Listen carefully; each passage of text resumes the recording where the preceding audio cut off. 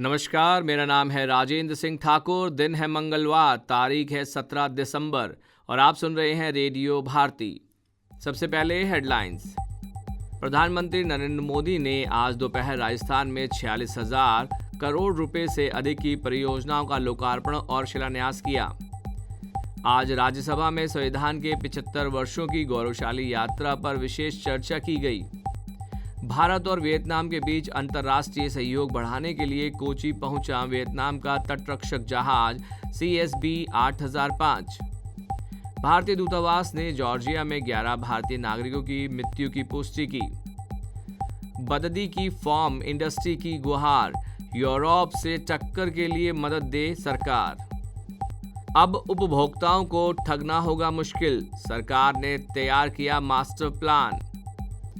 67वें राष्ट्रीय निशानेबाजी चैंपियनशिप में औरंगाबाद की रिया सृष्टि थटे ने महिलाओं की 25 मीटर पिस्टल प्रतिस्पर्धा के फाइनल में स्वर्ण पदक जीता।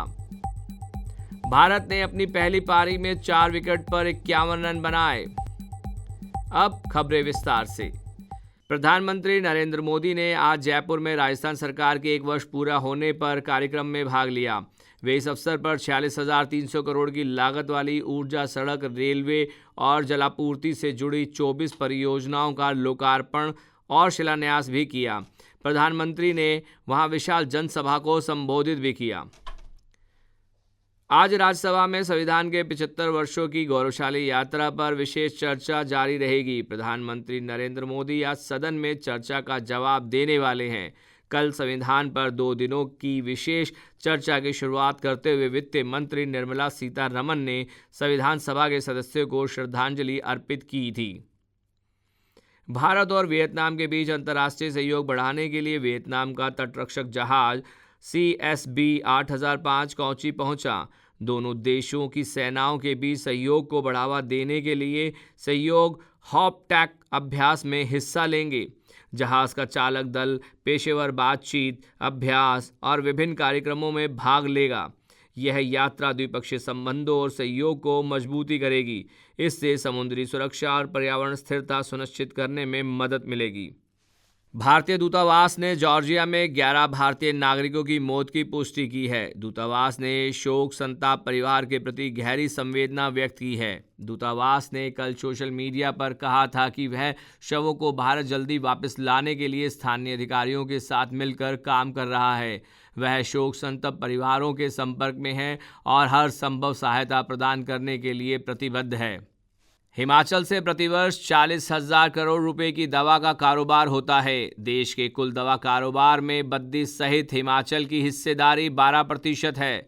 केंद्र सरकार का सहयोग रहा तो भारत में 2028 तक यूरोपीय देशों के मानकों के अनुरूप दवा का उत्पादन होगा। उपभोक्ताओं के साथ धोखा अब आसान नहीं होगा। अभी साधारण उपभोक्ता अमूमन किसी दुकानदार, कंपनी या सेवा मुहैया कराने वालों की तरफ से ठगे जाने के बावजूद भी उनकी शिकायत उपभोक्ता फोरम पर करने से परहेज करते हैं, क्योंकि इस प्रक्रिया की जानकारी उन्हें नहीं होती है और इस काम में उन्हें लिखित रूप से चीज़ें देनी पड़ती हैं। नई दिल्ली में कल 67वें राष्ट्रीय निशानेबाजी चैंपियनशिप में औरंगाबाद की रिया सृष्टि थटे ने महिलाओं की 25 मीटर पिस्टल प्रतिस्पर्धा के फाइनल में स्वर्ण पदक जीता। उन्होंने पंजाब की सिमरनप्रीत कौर बरार को 7-2 से मात दी। सीनियर राष्ट्रीय स्पर्धा में यह रिया का पहला खिताब है। इस प्रतियोगिता में ओलंपिक खिलाड़ी और एशियाई खेलों की पूर्व चैंपियन राही सरनोबत तीसरे स्थान पर रही। राष्ट्रीय निशानेबाजी चैंपियनशिप में शॉटगन और पिस्टल की प्रतिस्पर्धाएं नई दिल्ली में हो रही हैं, जबकि राइफल की स्पर्धाएं भोपाल में हो रही हैं। ब्रिस्बेन के गावा में खेली जा रही बॉर्डर गावस्कर ट्रॉफी के तीसरे टेस्ट मैच के तीसरे दिन के खत्म होने तक ऑस्ट्रेलिया के खिलाफ भारत ने अपनी पहली पारी में 4 विकेट पर 51 रन बना लिए थे। आज का मैच बारिश के कारण कई बार रोकना पड़ा। अब हम लेते हैं आपसे विदा, इस वादे के साथ कि आप जुड़े रहेंगे रेडियो भारती के साथ। धन्यवाद।